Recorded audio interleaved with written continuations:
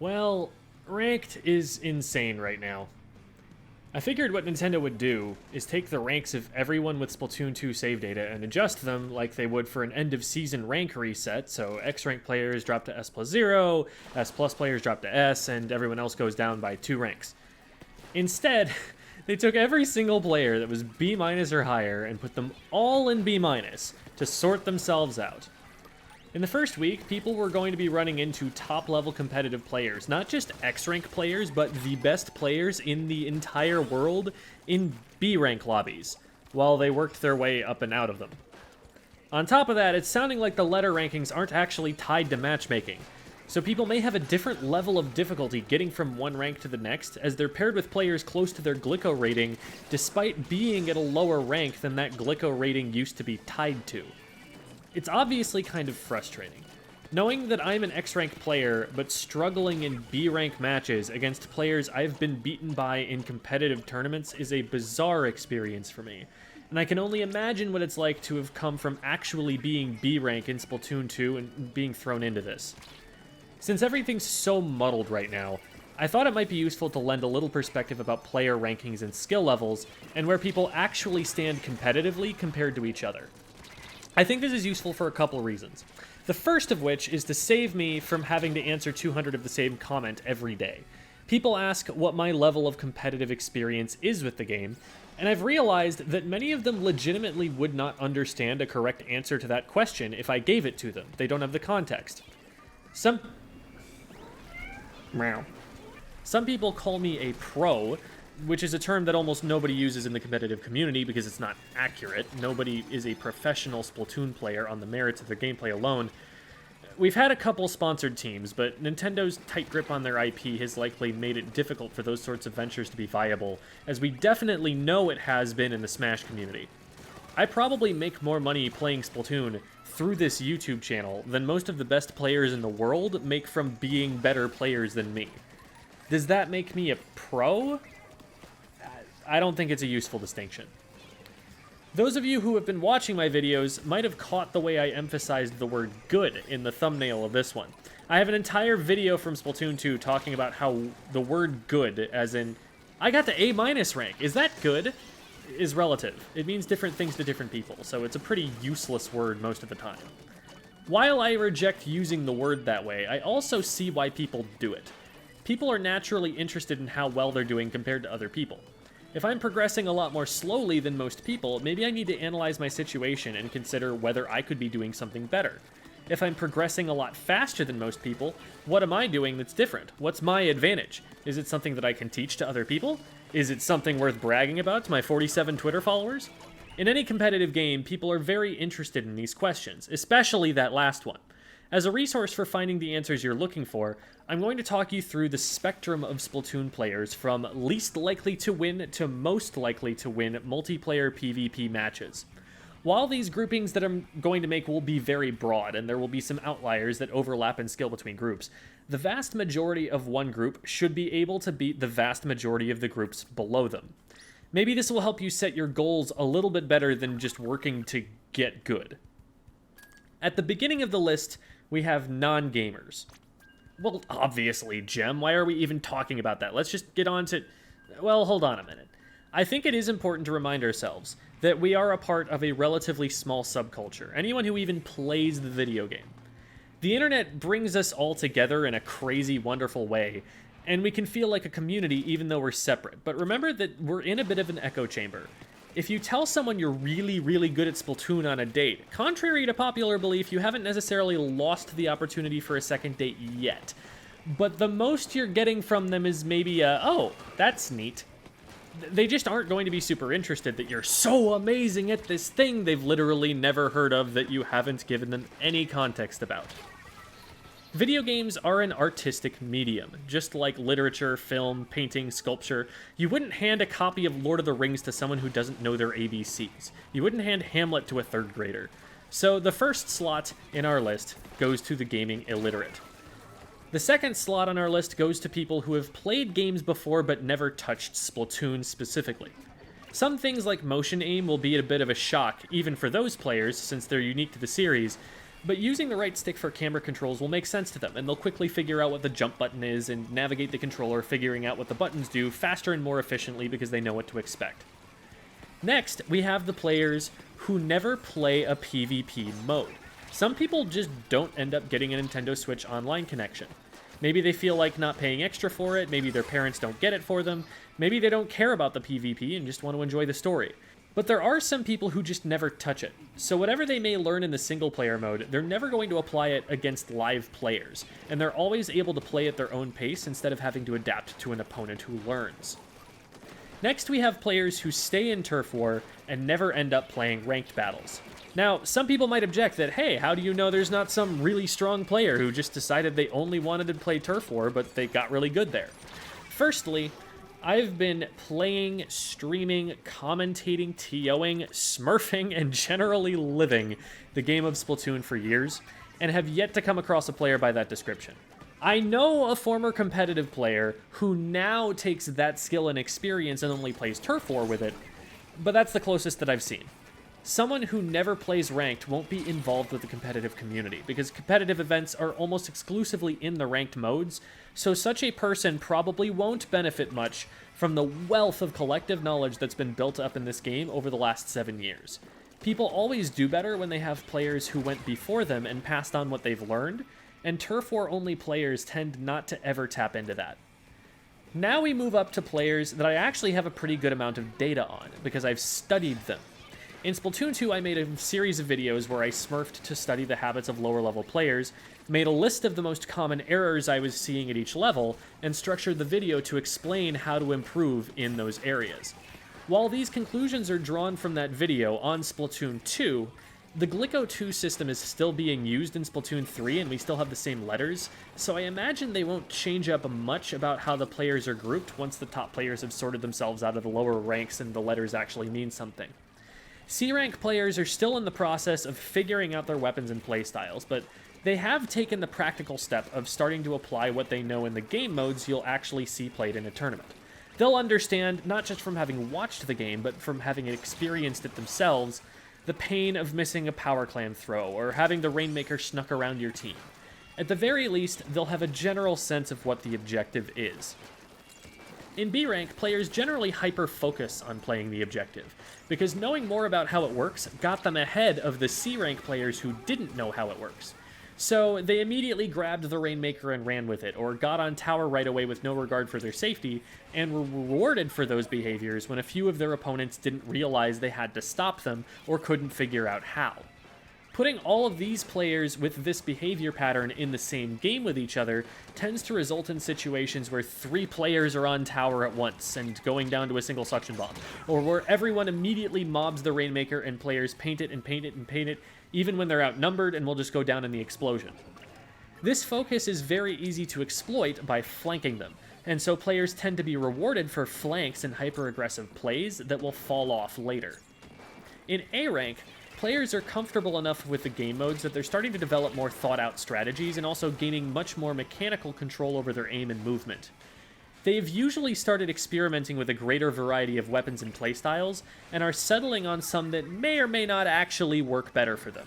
Usually not, because often at this point people are still not connected to the competitive community and haven't learned much from them, so they're relying only on their own fledgling understanding of how the game works, rather than the collective knowledge of all the best players in the world who have seen the way it works at every level on their way up. Still, at their level, these strategies often work sometimes, and having any plan is usually better than having no plan at all. S rank is an awkward middle ground between A and S+. It's very short, so it's difficult to get as much data on. Back in Splatoon 2, when players demoted, players often careened back and forth from A+ to S+0 for a while before they found their footing, so this rank doesn't have as much of a unique identity as the others. But this rank is something of a crossroads for a lot of players. As we go further up on this list, the amount of time and focused effort it takes to reach the next level increases exponentially. It only takes 6 hours of Turf Wars to start playing in C rank, but by A rank, people are often over 100 hours deep in the game, and that amount of time investment will only climb as we move upward. By S+, we're starting to run into players who are becoming a part of the competitive community. There's a lot to learn about the game, so even the ones who are connecting with it won't be experts by any means yet, but they'll start picking stronger weapons, recognizing good opportunities for objective pushes faster, and acting on them more efficiently. This will create an odd mixture of players who are familiar with the competitive community and players using gimmicky strategies from as far back as A rank. In Splatoon 2, players were initially separated in the way they are in Splatoon 3, with S+ going from S+ 0 to S+ 50. When X rank was introduced, it replaced the entire range between S+ 10 and S+ 50, segregating those players to allow them to experience a higher level of play. Splatoon 3 will work somewhat similarly. S+ players will have access to X battles, but on D-ranking, S+ 10 and higher will D-rank to S+ 0, and anyone from S+ 0 to S+ 9 will drop back down to S and have to work their way back up to unlock X battles again. This essentially means that S+ 10 and over players will want to play Anarchy Battles at least until they get back to S+ 10, so that whenever the season ends, they still have access to X battles. So while it still works differently, the groupings are the same. In X rank, many players have adopted competitive mindsets and are aligning themselves with the competitive community. After all, it takes at least a few hundred hours to get into X rank without prior Splatoon experience. If you're going to spend that much time on the game, you're probably looking around and finding others who play and will have come across the competitive scene at some point. However, especially at lower levels of X rank, there are definitely still some players who have a more casual mindset about the game, relying more on their own strategies and intuitions. It is these players specifically that I want to put at this point on the list, the very bottom layer of X rank, the last bastion of players with no connection to the competitive community. Now, while X rank is the smallest group of players by population, comprising only 1% of all players who play ranked, which, as we've discussed, is only a subset of the full population of people who play the game, it is also the rank with the largest spectrum of skill levels, and frankly should have been subdivided more in Splatoon 2. The difference between a player with an X power of 2000 and an X power of 3000 is incomprehensible to someone outside the competitive community. Very few people on Earth ever hit 3K, and the vast majority of them are Japanese. These players are the most mechanically gifted, fastest adapting players in the world, and I could not touch them or their teams in a competitive match. These kinds of players KO any coordinated competitive team I've played on in 45 seconds. But players at 2000 XP, I can generally run circles around in tournament play. Nevertheless, players of both of these ranks can be put in matches together because they're both X rank. As we rise further up the X rank ladder, the correlation between rank and placement in competitive tournaments starts to weaken, because solo queue only tests mechanical skill and moment-to-moment decision-making, not your ability to communicate directly with teammates and form set game plans. At this point, there's a better ranking system we can use to assess the skill level of players that measures more of the factors that win tournaments.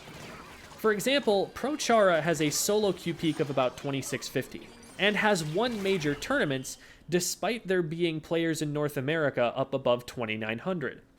There are factors that solo queue doesn't test. For example, leadership skills on comms, something Chara has in spades. From here, I'm going to talk instead of X power in terms of LUTI divisions. LUTI, or Leagues Under the Ink, is a tournament series with a league format. Teams are sorted into divisions of similar skill and play a round robin of best-of-9 sets against other teams in their division. Given the amount of games played and the number of teams played against, this long-form format gives tournament organizers more data than any other tournament in the scene about exactly what skill level given teams are at, and it's the best single data set we have for seeding teams in tournament brackets. It's not perfect. Teams often end up a division higher or lower than they should be due to lack of prior data, or accelerate their improvements so much that they start off belonging in a division and by the end of the event belong higher up. But honestly, I don't think I've ever seen them be off by more than one division, except with completely new teams they had no data about. It's a very good system with a panel of knowledgeable players curating it and discussing it at length, similar to how a Smash Bros. Power Rankings panel works. There are additional leagues for certain regions. At least at one point, Ocean Inc. ran one for Oceania, there's a French league ran by EBTV, and a German one by Die Splatoon Liga. I'm assuming that might be Deutsche Splatoon Liga.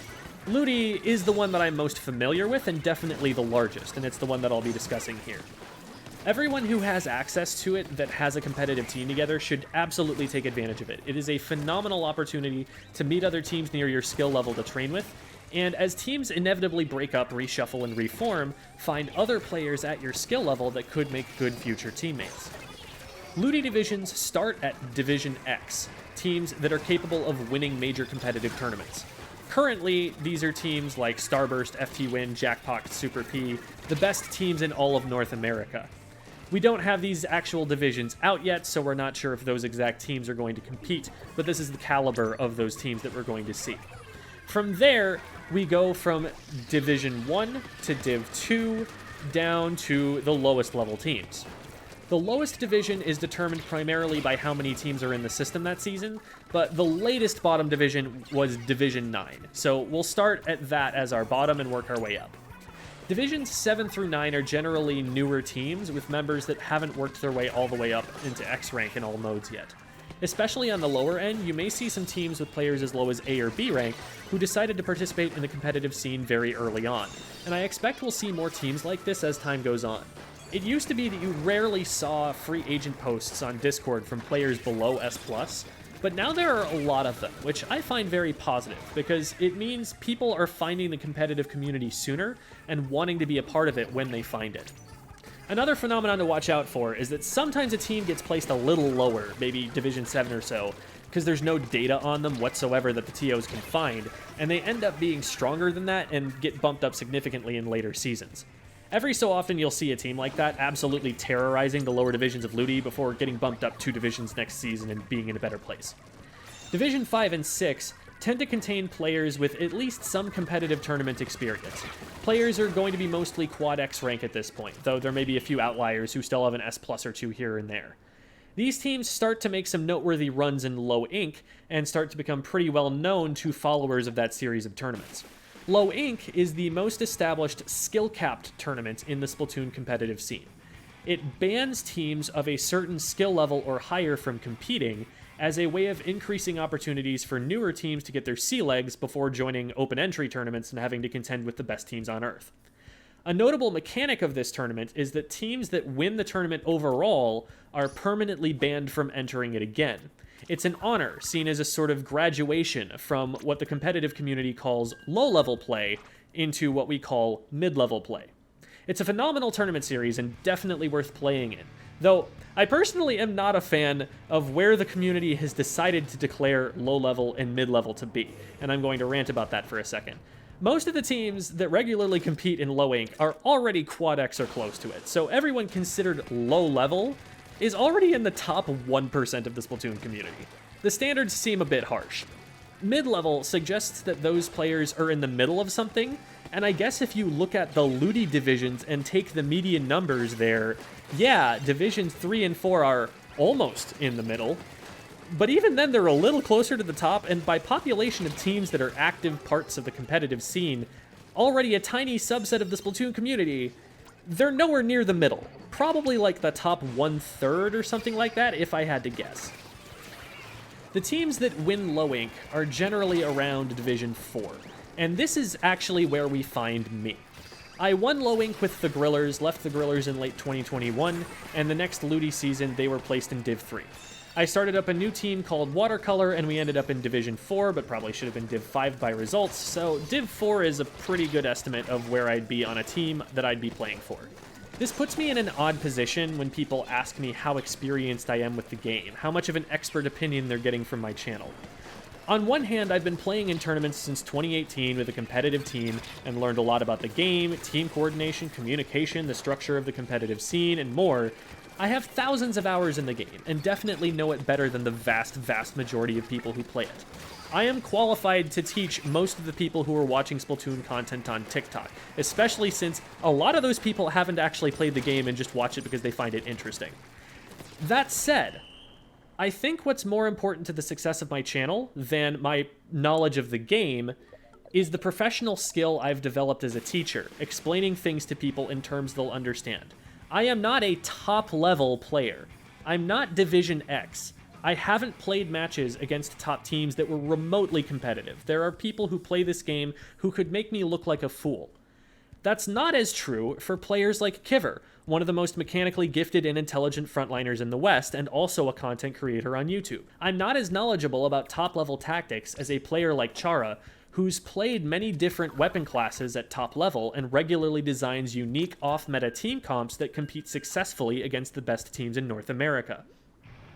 Now, it's not as important to have played at top level to be a successful analyst of top-level play. FLC, for example, actually has very little competitive experience on a team in Splatoon. He regularly plays high-level Japanese players in solo queue because he's Australian and that's his time zone, but I wouldn't be surprised if a team that he were on didn't quite crack DivX, not for lack of game knowledge, but maybe for not being quite at the bleeding edge of mechanical skill or in-game coordination. He didn't play a lot of Splatoon 2, but I won't even place myself near as highly as FLC. I have leaned pretty heavily in the past on his ideas as a foundation for understanding the game myself, in spite of his best efforts to make people do exactly the opposite and think for themselves more. Knowing this, some people may challenge my expertise. If I'm not at the tip-top level, why do I think that I can make instructional videos like this? Well, to compare this to school, do you expect a middle school science teacher to be able to go into depth about quantum mechanics? Do you expect a high school algebra teacher to have to get 9th graders through differential equations? Do you expect an elementary school reading teacher to be able to help 3rd graders understand Finnegan's Wake? Of course not. Those are higher level concepts than they need to know in order to be able to help people at that level. That doesn't make these people useless to their task, it just means that they need to stay in their lane. I try my best with this channel to stay in my lane. If I do comment on higher level play than my own, I do my best to include perspective from someone at that level. When I made How to Get Top 500, I brought along Chara and Brock.com and Hamrum and Shy, and they did all the talking. When I VOD reviewed Super P's match against Starburst, Juan from Super P was on the call with me, elaborating on why they made the choices they made. And there was an understanding that while my perspective may not come from as strong a player, that maybe there were some new ideas I could present that could still be useful to them as a team. I felt it was more conversational than instructional, and I hope that's how it came off to those who watched it. If a player is stronger than I am, more knowledgeable, and more skilled, I think they will know that by now, and have made up their mind about the things that I teach people. And maybe there are some ideas here and there that they'll find helpful, like my videos on finding a team or callouts that lean more into skills that take significant life experience to develop. But on the whole, those kinds of players aren't struggling with understanding which team has an advantage in a given game state, or forgetting to use cover to win engagements. So the content isn't really for them, and you won't see a lot of those kinds of players in the comment section. Why should a master's student in physics sit in on a high school lecture about Newton's laws?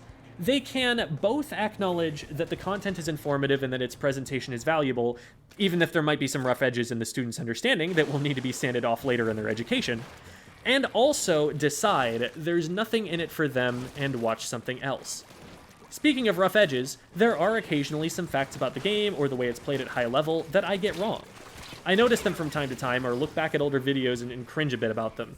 That's just the content creator's experience, isn't it? But I also recognize that most of those inaccuracies are probably not relevant to the majority of the audience watching. And the people who are skilled and experienced enough to notice them probably have their own understanding or their own opinions that will prevent them from being misinformed. Anyway, another way players stratify themselves is by their level of access to exclusive Discord Scrim servers. In Scrim servers, players form impromptu teams and compete seriously in a tournament format for practice with other players at their level. This is another great way to meet potential new teammates, and part of how I got together with my first competitive team. Servers like Splatoon Stronghold and Academy have Scrim channels that function like this and are open to anyone, though the players pinging them may have a specific request to play with people of a certain skill level. But there are also exclusive servers that restrict access on the basis of player skill, and maybe hold votes with group members on who gets to be in the server. Midpoint is one such server that I have gained access to. A step above Midpoint is the +3 server. My understanding of the Plus servers is secondhand and may have some details wrong or missing, But as best I know, they started with +1, named for the convention of asking for a certain number of players to join a pickup script. +1 means they need one more player before they have a full team. +1 was originally just a bunch of friends who were all top-level players and wanted to be able to get top-level practice without people well below their skill level getting involved. Anyone who wanted to be added to the server had to be voted in, because all of those players wanted to be cool with playing with them. It was, by design, very exclusive. But because its existence became publicly known, and players in it were getting better practice than anyone else, a lot of players were trying to network and get in however they could manage. To give the players who wanted access but weren't gaining it something to work with, the +2 server was created, and while it was more public-facing, it still retained the same voting system. Gaining access to this server and the next step down, the +3 server, have been criticized for being something of a popularity contest. Players like Kyo have criticized the system for rewarding players for more flashy clips, for something that makes a player go, wow, that guy's cracked, than for their actual likelihood to win competitive matches of Splatoon. Nevertheless, being in +3 says something. Being in +2 says more, and being in +1 means you are dealing with one of the best players in North America. Just not being in those servers, that doesn't necessarily mean you're not at those players' level. Div 2 is generally a sort of gatekeeper's place in the game between top-level and mid-level play, again using the competitive terms for that. By about Div 2, players are reaching a point where raw mechanical skill can't carry them any further, and they need to start having better game plans than their opponents and make better decisions if they're going to succeed. Div 1 and DivX players are probably pretty exclusively comprised of top 500 players in solo queue, or at least of players who could make top 500 easily if they wanted to. It's such a small pool of players that whenever a new team pops up in this space, it's often just a reshuffling of a bunch of players you've already heard of before from their careers in different top teams. Anyone in this space is more than qualified to coach a player at my level, and if any of y'all are watching, I would love to have you on stream sometime or do content with you. As an educator, I may not be able to bring someone to the very top level of Splatoon through my experience alone, but I think I do have value as someone with a platform who can point people in the direction of top-level experts. So let me use that platform to help both you with growing your brand as a player, and the audience with learning the game on a level I'm not knowledgeable enough to push them up to. FLC is sick of people taking his word as gospel, but there aren't that many other people talking about the game the way he does. So let's take some of the load off his shoulders and share some different perspectives. Now, we're not actually done here, because DivX and LUTI is not actually the highest level that you will find in competitive Splatoon. To find that, we have to go to Japan. Now, people get this idea about Japanese players that they're all phenoms, that as soon as you see Japanese characters as player names, as IGNs in your lobby, it's a lost cause. And that's just silly. Japan has new players and casual players and weak competitive players too. You can win a B+ rank match even if there are Japanese players in your lobby. I'd worry more about the latency there than anything else. But there are a lot more Japanese Splatoon players than there are Western Splatoon players. And as anyone who's been a part of a high school sport will have experienced, the bigger the population of people and the more the game is a part of the culture, the more likely you are to find one of those 1 in a million players. It's why they divide high schools and colleges into groupings depending on how large the schools are. It's just an unfair advantage in all but the most individual of sports. At top level, while there may be a single-digit number of truly elite North American players, the kinds of people who can hit 2,900 or 3,000 X powers, there are something like 30 Japanese players who play at that level. And since they constantly play in pickups with each other and against each other, they have more matchup experience and experience in different comps than any of the North American players do. We've had a number of events where we send the most cracked, G-Fuel-blooded super teams we've got that have practiced together for years to Japanese tournaments to watch them take third or worse. The language barrier makes it really difficult for the NA and European scenes to learn from these top players, as even figuring out what links to click in order to watch them takes some effort. When we do see them, it usually changes the Western metagame, because we see them playing weapons we wrote off as memes so well that we immediately think they're broken for a month. That's not an exaggeration, that literally happened with the Tentabrella in Splatoon 2. I say with full seriousness that if you're trying to be the very best Splatoon team in the world, it would behoove you to learn a little Japanese so you can access their learning resources a little better. Translators, there's a big need for Japanese Splatoon content being brought into the Western scene, as there are only so many scraps of it that we know to reach right now. I'll platform it for you if you'd like. Hopefully this gave you a better sense of just how deep the rabbit hole goes. For those who thought X rank was the top of the leaderboard, I mean, it is the top 1% in the game, but on the path between being a new player, a brand new player, and becoming the best in the world, hitting X rank is really more of a halfway point in terms of how much skill and experience you need. The depth of this game is pretty incredible, despite what silly advertisements and diminutive takes about it being a kid's game would have you believe. I'm sure if Nintendo decided to treat it like some other companies treat their esports, we could push it even further. If you enjoyed this video, please consider checking out my links below and supporting me. YouTube members get a number of perks, including playing on Tuesday streams and shoutouts at the end of videos, and that support is what would make it possible for me to continue running this channel full-time like I have been for the last few months. I also have a Patreon if that's more your speed, and a Medify account if you'd like private coaching sessions. Even if you're not up for financial support, I've also got my Twitter, TikTok, and Twitch channels below, which I post to regularly, and there's a Discord server with other Squid School students to hang out with and play games with. We'd love to have you. Be good to each other, and don't worry too much if someone says something that bothers you in the YouTube comments.